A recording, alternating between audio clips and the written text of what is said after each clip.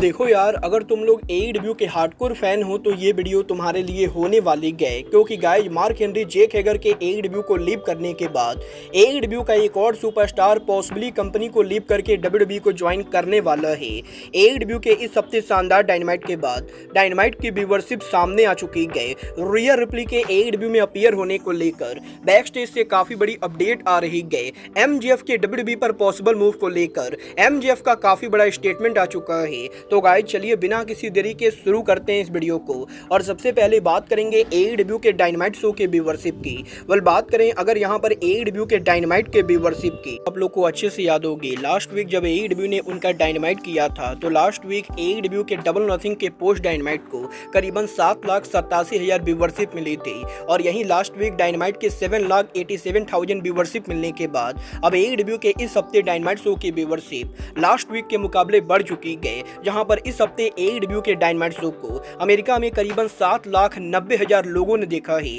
जो कि last week के मुकाबले करीबन 3,000 ज्यादा है। और एईडब्ल्यू के इस हफ्ते डायनामाइट शो को 7,90,000 व्यूअरशिप मिली है, जो मेरे हिसाब से ओवरऑल तो काफी सही व्यूअरशिप है। बट गाइस डेफिनेटली यहां पर एईडब्ल्यू के 18/49 डेमोग्राफी फिगर के अंदर इस हफ्ते का डायनामाइट यहां पर काफी ज्यादा सक्सेसफुल रहा है, जहां पर एईडब्ल्यू का इस हफ्ते का डायनामाइट एक बार फिर से नंबर 1 रैंक पर था। और डेमोग्राफी फिगर के अंदर एईडब्ल्यू की रेटिंग 0.28 थी, जो एईडब्ल्यू के नॉर्मल रेटिंग के मुकाबले काफी ज्यादा थी। और गाइस डेफिनेटली एईडब्ल्यू के इस हफ्ते डायनामाइट की व्यूअरशिप के बढ़ने का मेन रीजन इस हफ्ते एईडब्ल्यू डायनामाइट के हेड टू हेड कंपटीशन का नहीं होना है, क्योंकि गाइस इस हफ्ते ना तो डब्ल्यूडब्ल्यूई के मंडे नाइट रॉ ने कोई कंपटीशन फेस किया और ना ही एनएक्सटी और एईडब्ल्यू के डायनामाइट शो ने। और किसी भी शो के कंपटीशन ना होने की वजह से इस हफ्ते तीनों के तीनों शोज की व्यूअरशिप बढ़ी है। वेल गाइस देखना बहुत ही दिलचस्प होने वाला है कि नेक्स्ट वीक एईडब्ल्यू के डायनामाइट को कितनी व्यूअरशिप मिलती है। बट गाइस जहां तक बात रही डब्ल्यूडब्ल्यूई की, तो गाइस ये बात तुम सभी लोगों को मालूम है, करंटली डब्ल्यूडब्ल्यूई टीएनए के साथ पार्टनरशिप में काम कर रही है।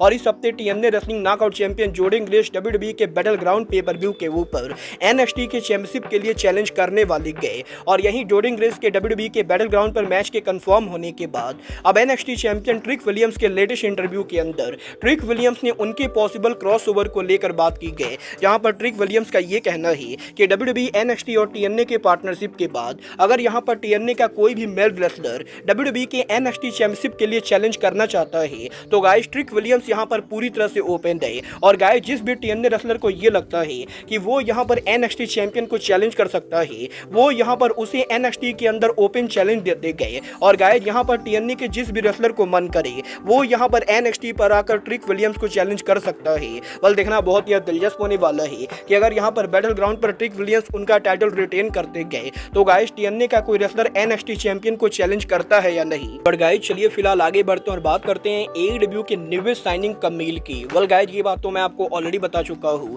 एनडब्ल्यूए की longest rain women champion Kamil यहां पर 3 महीनों से एईडब्ल्यू कंपनी के कॉन्ट्रैक्ट के अंदर है। और गाइस फरवरी 2024 में टोनी खान के कमील को साइन करने के बाद अब यहां पर कमील के एईडब्ल्यू कॉन्ट्रैक्ट में करीबन 4 महीने हो चुके हैं। बट गाइस 4 महीनों के बाद भी टोनी खान ने अभी तक कमील का एईडब्ल्यू पर डेब्यू नहीं कराया है। और गाइस 4 महीने पहले कॉन्ट्रैक्ट में साइन होने के बाद यहीं एईडब्ल्यू पर कमील के डेब्यू ना होने के बाद इस हफ्ते एक रेसलिंग फैन ने यहां पर कमील से ये पूछा कि वो यहां पर अब दोबारा रेसलिंग में कब अपीयर होंगी। और गाइस यहां पर ये फैन बेसिकली ट्वीट करके ये कहता है कि वो यहां पर कमील का बहुत ही बड़ा फैन है और एनडब्ल्यूए के वुमेन डिवीजन को डोमिनेट करने के बाद वो यहां पर दोबारा से कमील को टीवी पर देखना चाहता है। तो इसके जवाब में कमील यहां पर ट्वीट करके ये कहती है कि वो भी यहां पर फैंस को दोबारा देखने के लिए काफी ज्यादा वेट कर रहे हैं। और गाइस 4 महीनों तक वेट करने के बाद कमील यहां पर अब काफी ज्यादा फ्रस्ट्रेट हो चुकी है और वो यहां पर जल्द से जल्द दोबारा से रेसलिंग बिजनेस के अंदर उतरना चाहती है। और गाइस कमील ने एईडब्ल्यू कंपनी का नाम तो नहीं लिया है, बट गाइस कमील का बेसिकली ये कहना है कि वो यहां पर 4 महीने पहले एईडब्ल्यू के कॉन्ट्रैक्ट साइन करने के बाद 4 महीनों तक डेब्यू के वेट करने के बाद अब काफी ज्यादा फ्रस्ट्रेट हो चुकी है। वेल गाइस मुझे यहां पर सच में समझ में नहीं आ रहा है कि टोनी खान कमील का डेब्यू क्यों नहीं करा रहे गए। बट गाइस जहां तक बात रही डेब्यू होने की, तो गाइस ये बात तो हम सभी लोगों को मालूम है, एईडब्ल्यू में एमजेएफ के रिटर्न होने से पहले इस चीज को लेकर तगड़ी रूमर चल रही थी कि एमजेएफ यहां पर पॉसिबली एईडब्ल्यू को लीव करके डब्ल्यूडब्ल्यूई को ज्वाइन करेंगे। और वैसे तो मैंने आपको ये ऑलरेडी बताया था कि एमजेएफ यहां पर एईडब्ल्यू के अंदर लास्ट ईयर ही न्यू कॉन्ट्रैक्ट को साइन कर चुके हैं। बट गाइस फिर भी काफी सारे डब्ल्यूडब्ल्यूई के फैंस और डब्ल्यूडब्ल्यूई के यूट्यूब चैनल ये बिलीव कर रहे थे कि मैक्सवेल जेकब फ्रीडमैन डब्ल्यूडब्ल्यूई को ज्वाइन करेंगे। वल इस हफ्ते एमजेएफ ने उनके लेटेस्ट इंटरव्यू के अंदर डब्ल्यूडब्ल्यूई कंपनी के साथ उनके कॉन्ट्रैक्ट नेगोशिएशन को लेकर बात की, जहां पर एमजेएफ बेसिकली उनके इंटरव्यू में ये कहते गए कि एमजेएफ के एईडब्ल्यू पर रिटर्न होने से पहले डेफिनेटली वो एक टाइम पर डब्ल्यूडब्ल्यूई को ज्वाइन करने को लेकर सोच रहे थे, और क्योंकि एमजेएफ के मेंटोर कोडी रोड्स डब्ल्यूडब्ल्यूई पर काम कर रहे गए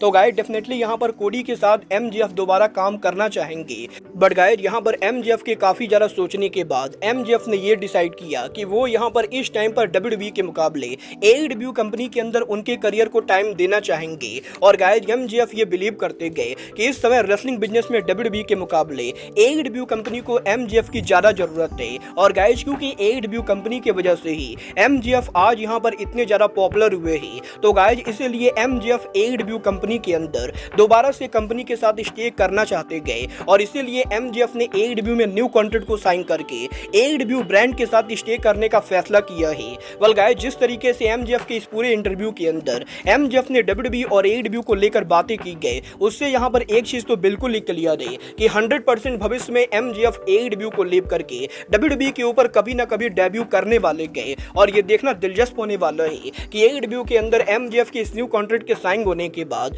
आखिर यहां पर एमजेएफ एईडब्ल्यू को लीव करके डब्ल्यूडब्ल्यूई को फ्यूचर में कब ज्वाइन करते गए। बट गाइस जहां तक बात रही डब्ल्यूडब्ल्यूई की, तो गाइस अब मैं आपको बता दूं एईडब्ल्यू कंपनी के लास्ट पेपर व्यू एईडब्ल्यू के डबल और नथिंग पेपर व्यू के ऊपर मलाकाई ब्लैक और एडम कोपलैंड के मैच के अंदर हमें यहां पर हाउस ऑफ ब्लैक के मेंबर बडी मैथ्यू और ब्रोडी किंग ऑन स्क्रीन पर तो देखने को मिले थे। बट गाइस इसके साथ साथ एईडब्ल्यू के डबल और नथिंग पेपर व्यू के ऊपर बडी मैथ्यू के साथ एक और जो इंसान बैक स्टेज एरिया पर मौजूद था वो यहां पर डब्ल्यूडब्ल्यूई सुपरस्टार रिया रिप्ली थी। और गाइस क्योंकि यहां पर बडी मैथ्यू और रिया रिप्ली रियल लाइफ में रिलेशनशिप के अंदर है, तो गाइस इसीलिए रिया रिप्ली के इंजर्ड होने की वजह से वो यहां पर एईडब्ल्यू के शो के ऊपर बैक स्टेज के ऊपर पहली बार बडी मैथ्यू के साथ विजिट करते गए। और गाइस यहां पर क्योंकि रिया रिप्ली करंटली डब्ल्यूडब्ल्यूई के शो पर काम नहीं कर रही गए, तो गाइस इसीलिए जब लॉस वेगास में डबल और नथिंग पेपर व्यू हुआ और बडी मैथ्यू पेपर व्यू पर काम करने के लिए आए, तो गाइस बडी मैथ्यू के साथ साथ रिया रिप्ली भी पूरे शो के दौरान एईडब्ल्यू के बैक स्टेज एरिया के ऊपर थी। और गाइस यहां पर ये पहली बार हुआ है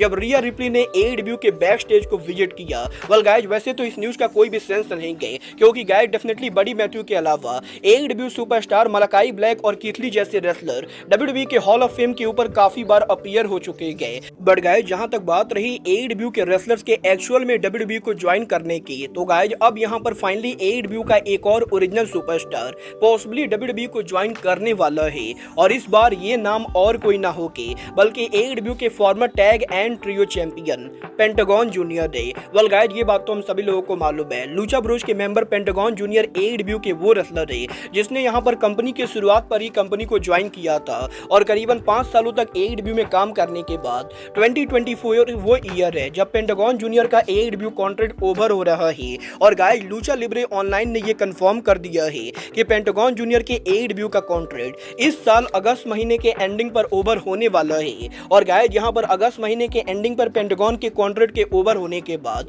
इस चीज के बहुत ही तगड़े चांसेस है कि डब्ल्यूडब्ल्यूई कंपनी पेंटागन को अपने ब्रांड के ऊपर साइन करेगी, क्योंकि गाइस यहां पर डब्ल्यूडब्ल्यूई की पेंटागन के ऊपर नजर बहुत ही लंबे टाइम से है। बट गाइस क्योंकि पेंटागन एईडब्ल्यू के मल्टी ईयर कॉन्ट्रैक्ट के अंदर थे, तो इसीलिए डब्ल्यूडब्ल्यूई को कभी भी पेंटागन से नेगोशिएट करने का मौका नहीं मिला। बट गाइस अब जबकि पेंटागन का कॉन्ट्रैक्ट फाइनली ओवर हो रहा है, तो गाइस इस बार डब्ल्यूडब्ल्यूई के द्वारा पेंटागन जूनियर को अप्रोच किया जाने वाला है। और गाइस अब ये यहाँ पर पूरी तरह से पेंटागन जूनियर के ऊपर है कि वो यहाँ पर टोनी खान के साथ लॉयल रहकर एईडब्ल्यू से रिसाइन करते गए या फिर पेंटागन उनके करियर के अंदर एक नया चांस लेकर डब्ल्यूडब्ल्यूई को ज्वाइन करते गए। वेल गाइस वैसे तो इस बात में कोई भी शक नहीं गए कि एईडब्ल्यू के अंदर वैसे तो पेंटागन के पिछले कुछ सालों में बुकिंग कुछ खास नहीं रही गए, बट गाइस इस चीज की मैं यहाँ बैठकर गारंटी दे सकता हूँ कि अगर यहाँ पर पेंटागन गलती से भी डब्ल्यूडब्ल्यूई को ज्वाइन करते गए तो गाइस एनएक्सटी के ऊपर तो पेंटागन का करियर बढ़िया होगा। बट गाइस जैसे ही पेंटागन मेन रोस्टर पर मूव करेंगे, पेंटागन डब्ल्यूडब्ल्यूई के अंदर जॉबर से ज्यादा कुछ भी नहीं रहेंगे।